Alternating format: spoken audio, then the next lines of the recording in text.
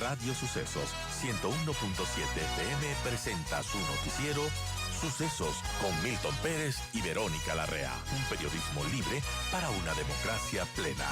Los hechos y las opiniones de los sucesos que marcan nuestro tiempo.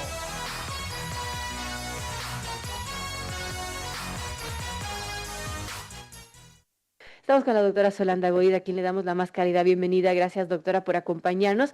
Ella es vocal del Consejo de la Judicatura. Y bueno, ¿qué está pasando en el sistema judicial, Solanda? Gracias por estar aquí. Verónica, gracias por la invitación. Muy buenos días y a todos quienes escuchan Radio Sucesos.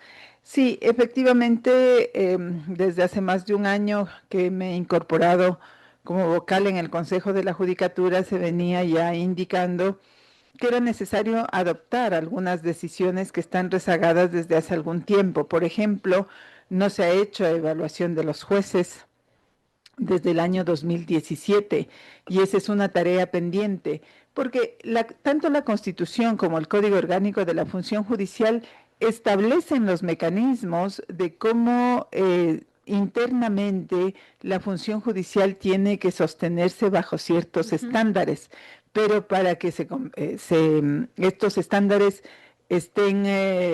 sean cumplidos permanentemente, estén revisándose, que no se disminuyan, pues claro, hay herramientas. Una de esas herramientas es la evaluación. Ustedes recordarán que inclusive aquí en otros medios de comunicación se hizo la presentación de la propuesta, tanto para la evaluación de los más de 16,000 funcionarios que tiene la función judicial, en donde se pueden establecer algunos parámetros genéricos, pero también se presentó la propuesta para la evaluación específica de jueces y juezas, que tenemos alrededor de 1,800 jueces. Digo este número porque cada vez vamos reduciendo, ¿no? Hay procesos de jubilación, procesos de renuncias, hay también los procesos disciplinarios, que algunos de ellos terminan en destituciones, y esto hace que se vaya disminuyendo el número de jueces y juezas, y ese también es un problema que enfrenta la función judicial. Adicionalmente, están los casos específicos que se van conociendo, estos que han sido denunciados porque teniendo actuaciones muy graves, que se presume el cometimiento de delitos muy complejos, o aquellos casos en los cuales ya hubo sentencias dictadas en materia penal, pero que después, a través de mal uso de garantías constitucionales, se les dio libertades.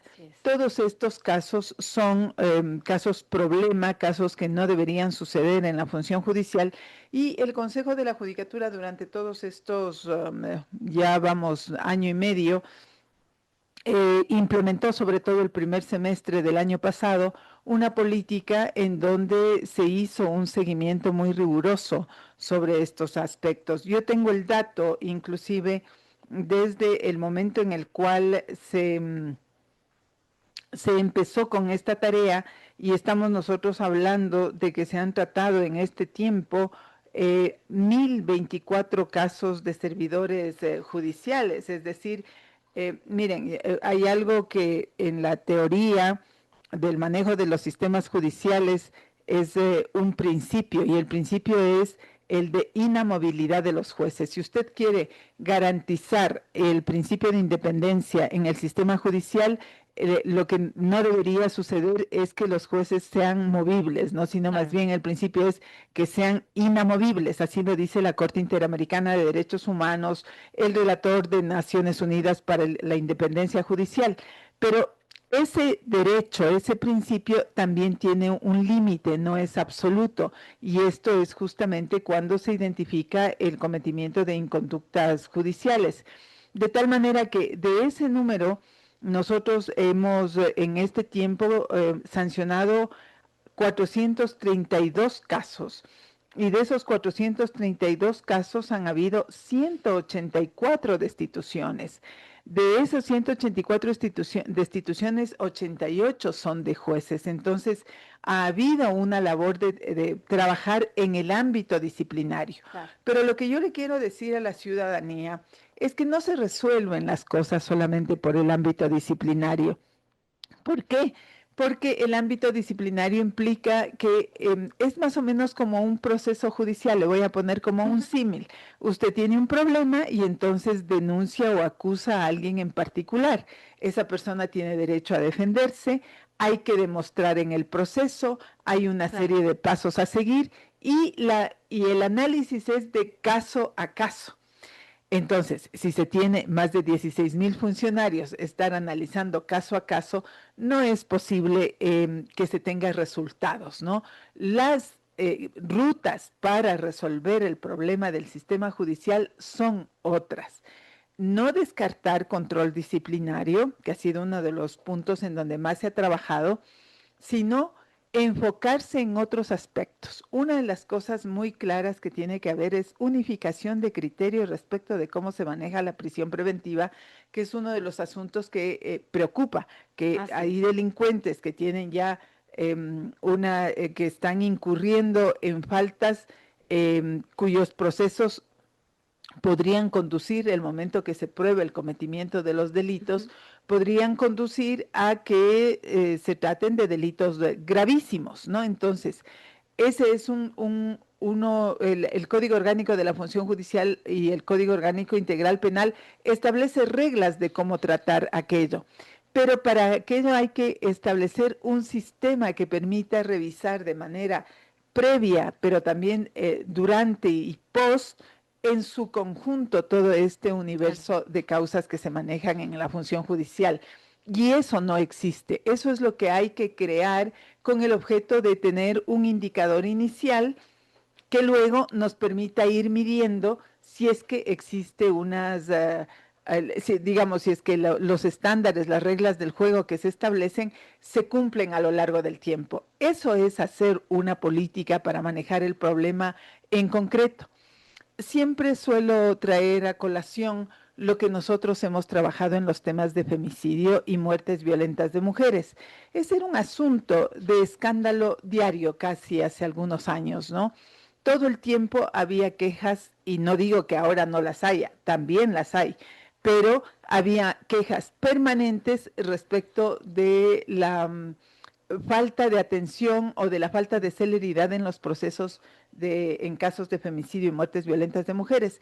En el Consejo de la Judicatura, desde el año 2019, si mal no recuerdo, se implementó una política que ha ido permitiendo revisar, por ejemplo, que no se caigan las audiencias, que si es que existen casos de extradición, se trabaje conjuntamente con la Corte Nacional de Justicia para poder traer a aquellos que han fugado del país, para que se cumplan los plazos que están establecidos dentro del Código Orgánico de la Función Judicial, y ese es un trabajo que se lo hace desde diversos ámbitos. La coordinación interinstitucional muy cercana, con unas sinergias muy fuertes, ¿no? Que se ha logrado entablar entre la Policía Nacional, la Fiscalía General del Estado, el Consejo de la Judicatura, otras instancias que están relacionadas. La generación de unificación de criterio, eso es básico, porque si no es muy probable que frente a un mismo hecho unos actúen de una manera y otros actúen de otra. Es muy legítimo que un juez, así lo dicen también los estándares internacionales, pueda tener un criterio frente a un hecho, pero lo que no puede suceder es que frente a hechos similares actúe de manera Claro. diferente. Entonces, todos esos elementos tienen que ponerse en discusión y eso es construir una política que obviamente va a permitir resolver el problema que nos aqueja tanto, que es el de seguridad, en donde la función judicial es uno de los pilares importantes para combatirla. Por supuesto, y bueno, ayer estaba el ministro de Defensa, Giancarlo Dofredo, justamente en la Comisión de Fiscalización y mencionaba, ¿no?, que la actuación de la justicia no está en sintonía con el esfuerzo militar ejecutado en el marco de este conflicto armado interno y que desde enero del 2024 se ha aprendido a más de 6,000 posibles miembros de grupos armados organizados, pero que muchos de ellos ya han sido liberados casi de inmediato. Ahora, también vemos en las noticias cada día que, por ejemplo, la Judicatura, por ejemplo, esta noticia, suspende a juez de Atacames por error inexcusable en caso contra Petroecuador. Otra, el Pleno de la Judicatura resuelve por unanimidad destituir al juez de la Unidad Especializada de Garantías Penitenciarias de Cuenca. Pero con tanta destitución, Solanda, nos vamos a quedar sin jueces. ¿Cómo reemplazarlos? Es la pregunta. Mire, para resolver el problema de la función judicial hay que poner mucho énfasis en los concursos y en la evaluación. Ese fue uno de los temas y que justamente ahora me tiene Claro. convocada a un juicio político, porque si es que no se hacen los reglamentos, si es que no se hacen las resoluciones, con estos elementos que la ciudadanía aspira, que el ministro de Defensa, que el ministro del Interior han señalado y puntualizado, pues difícilmente se va a lograr tener lo que se aspira, es decir, jueces y juezas que respondan a estas necesidades de carácter nacional con una perspectiva de contribuir a la política de seguridad. Por lo tanto, cuando se hablaba, por ejemplo, de los jueces de garantías constitucionales, uno de los puntos que yo reclamé de manera insistente es que no podíamos no garantizar la especialidad. Recuerde usted que el 21 de abril del año 2024, los ecuatorianos y ecuatorianas acudimos a las urnas, a la consulta popular convocada por el presidente de la República, Daniel Noboa, en donde nos consultaron si era necesario para evitar este abuso en garantías jurisdiccionales que establezcamos e implementemos unidades judiciales especializadas. Y los ecuatorianos dijimos que sí.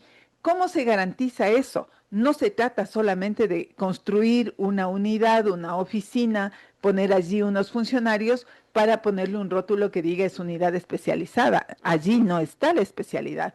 La especialidad está en cómo actúan los funcionarios que van a atender esas unidades.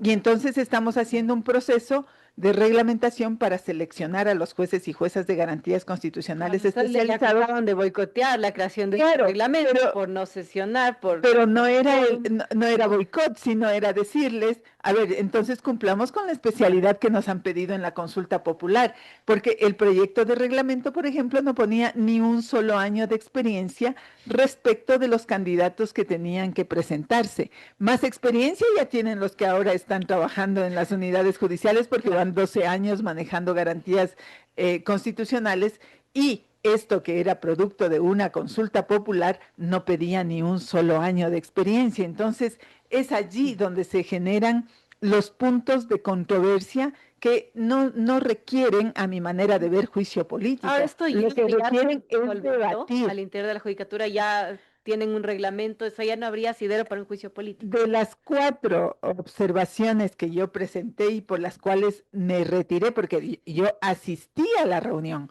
yo pedí que debatamos esto entre los vocales, porque uno de los problemas que tenemos es que no hay un debate entre los vocales democrático como corresponde. Frente a esto falta, ya se quedan. Claro, frente a estos temas fundamentales, no solamente se trata de ir a la sesión, hay que conversar sobre los contenidos, y ese era el pedido, ¿no?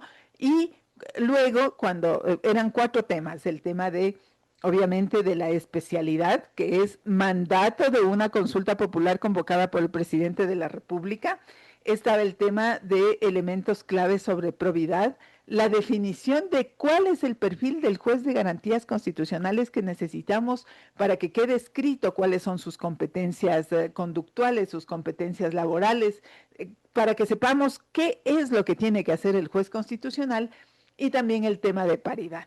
3 aspectos, obviamente con un nivel de acuerdo con los otros vocales, fueron acogidos, y solamente el de paridad no se lo acogió como tal, pero sí se estableció una medida de acción afirmativa a favor de las mujeres, de tal manera que cuando se pudo conversar, que era el pedido que yo había hecho, porque fue posible conversar, la doctora Yolanda Yupangui pidió hacer una reunión y allí pudimos intercambiar ideas. A la postre de eso se volvió a convocar a la misma sesión, es una sola sesión, y se aprobó el reglamento, y el reglamento está más resguardado para evitar que tenga en el futuro dificultades como ya tuvimos con la resolución de dimensionamiento de unidades judiciales en donde la Corte Constitucional dictaminó la inconstitucionalidad. Pero lo complejo de eso es que nos dice, la Corte a mí me ha dado la razón, la Corte Constitucional dice, lo que ustedes dimensionaron como unidades judiciales para garantías especializadas en materia constitucional es inconstitucional, pero además es inconstitucional todo aquello que se deriva de esta resolución. Y eso toca al reglamento de selección de jueces y juezas, que es exactamente donde yo había pedido que seamos mucho más rigurosos y profundos en el manejo de la temática. Qué complejo.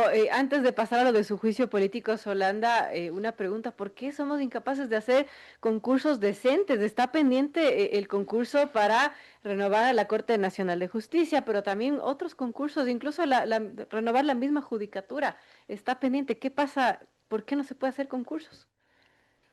Bueno, desde que se diseñó el sistema para el Consejo de Participación Ciudadana de elegir mediante concurso y también para para el Consejo de la Judicatura a fin de seleccionar jueces y jueces mediante concurso, todas estas entidades han tenido dificultades y complicaciones. Y yo creo que lo fundamental se basa en la imposibilidad de que los órganos que tienen la obligación de hacer los concursos establezcan un acuerdo. Yo creo que el país necesita un poco más de conversación, diálogo y acuerdo hacia dónde quiere ir y cómo hacer las cosas. Yo no creo que sea imposible, creo que lo que nos hace falta es un poco de diálogo, de juego democrático, porque eso es la democracia, pues, ¿no? Así Se puede tener visiones distintas, pero el objetivo es cumplir lo que la Constitución manda. Entonces, me parece que por allí va este tema. También son asuntos de presupuesto. Usted no puede hacer procesos de esta naturaleza sin presupuesto. Fíjese que el Consejo de la Judicatura desde hace 10 años manejaba alrededor de 540 millones de dólares como presupuesto y ahora está manejando 200 millones de dólares menos. Estoy cerrando cifras, ¿no? Eso es significativo y tiene un impacto real sobre las capacidades institucionales de desarrollar sus actividades. Por lo tanto, también hay que conversar de ese tema. Por supuesto. Una pregunta final, porque tenemos que ya terminar la entrevista, Solanda, pero ¿qué expectativas tiene de este juicio político que está, bueno, emprendiendo un asambleísta oficialista, Fernando Jaramillo, en la Comisión de Fiscalización? Si es que el juicio político, que yo aspiro que así sea, porque de eso se trata, si estamos hablando de que vamos a hacer la política de manera diferente, si el juicio político se maneja desde una perspectiva objetiva, desde una perspectiva de mirar los contenidos y las pruebas, no tiene asidero. Primero, porque los puntos que dieron lugar a la suspensión de una sesión están superados, están solventados, ¿no? claro. Segundo, porque cuando se habla de incumplimiento de funciones, se está hablando de que no se resolvió lo que la Constitución le obliga a hacer a un funcionario. En el caso de del Consejo de la Judicatura, hacer evaluación, hacer concursos, resolver los problemas de citaciones. Pues yo tengo la documentación y así la voy a presentar, porque tengo más de 12 proyectos de política para mejoramiento del sistema judicial y de normativa para resolver los problemas del sistema judicial presentados en este tiempo que he estado como vocal. Voy a decir algo. Yo presenté 2 propuestas de reglamento para la selección de jueces y juezas de Corte Nacional de Justicia, que es un tema pendiente. Un proyecto de reglamento para la selección de jueces y juezas de garantías constitucionales, una propuesta de dimensionamiento del número de jueces y juezas para garantías constitucionales, que es el reglamento que si hubiésemos aprobado, seguramente la Corte ahorita no nos habría declarado la inconstitucionalidad que estamos enfrentando. He presentado 2 propuestas, una para generar la citación voluntaria, de tal manera que podamos resolver el problema de citaciones, que es gravísima, y otra para certificar a las entidades que pudieran ayudar, coadyuvar a hacer las citaciones con el objeto de resolver este problema. He presentado propuestas para mejorar el sistema de control disciplinario. He presentado propuestas en materia siempre de género y de derechos humanos, que es un asunto, una materia en donde siempre he estado dedicada y he trabajado a profundidad. Es decir, por propuestas y por trabajo, yo no he incumplido funciones. Entonces, repito, si es que el juicio político se maneja en términos de objetividad, de cómo uno ha laborado en el Consejo de la Judicatura, no habría ninguna posibilidad de que exista, de que prospere. Le voy a dar un dato. De 185 sesiones a las que yo he asistido en el tiempo desde que estoy designada como vocal, 179 resoluciones, perdón, de 185 resoluciones que se han conocido en el tiempo que estoy actuando como vocal, 179 resoluciones yo he votado a favor. Esto es el 97%. Es decir, no hay tal boicot ni que no se hagan las cosas con el objeto, porque además, al menos las personas que me conocen, saben que toda la vida hemos trabajado desde las organizaciones de mujeres con la propuesta, con el ánimo de cambiar las cosas, de transformar. En este juicio político la judicatura se queda sin poder. Ya no funciona. Ya no funciona. Doctora, tenemos que finalizar y quiero agradecerle por estar aquí con nosotros, comentarnos sobre la situación de la judicatura, del sistema judicial y bueno, todo lo que hay que hacer y todos los pendientes, que es bastante. Gracias a la doctora Solanda Goyes, vocal del Consejo de la Judicatura. Son las 8:10 y tenemos que despedir esta entrevista. Gracias, Solanda. Gracias, Verónica, y gracias a todos quienes escuchan Radio Sucesos.